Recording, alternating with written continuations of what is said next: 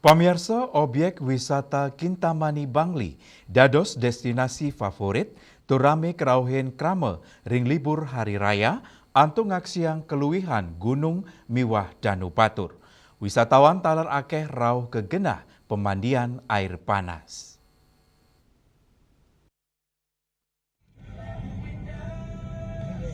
Ring wewidangan wisata Kintamani Bangli, ake kerawen krama ritat kala pengerau libur hari raya.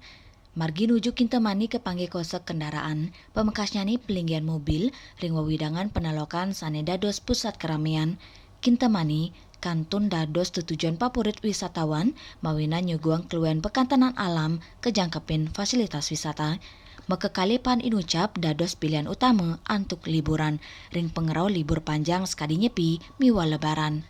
Gena pemandian air panas, taler dados objek wisata sane patut kerawen pengunjung. Sile tunggilnya nih, Batur Natural Hot Spring, sane megena ring Toyo Bungka, di Sepekraman Batur.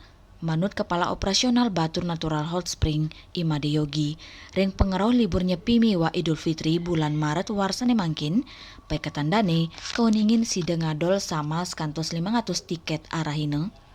Pengunjung akean wisatawan domestik wenten taler saking mancanegara. Mekudang-kudang piranti sampun kesiagayang oleh pengelola, sekadi restoran, gazebo, miwa solas kolam sane ageng miwa alit. Untuk jumlah kunjungan sekarang sudah menemukan agak peningkatan ya.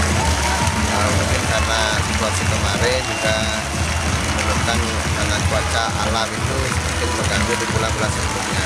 Tapi di bulan Maret ini dengan adanya Hari Raya Nyepi dan Idul Fitri, kunjungan sudah mengalami peningkatan yang cukup luar biasa ya. Pak, per hari biasanya berapa Pak kunjungan ke? Kalau kunjungan paginya itu masih didominasi oleh wisatawan asing, untuk siangnya wisatawan domestik dan lokal. Itu bisa kurang lebih 400 sampai 500 pengunjung per hari. Batur Natural Hot Spring Kintamani, Bangli, dados tujuan favorit wisatawan ritat kala libur hari raya. Gena inucap nyuguang kolam air panas alami untuk pengantanan langsung ke Danu Batur sawenenten mebo belerang. Ari Wiratmaja, Bali TV.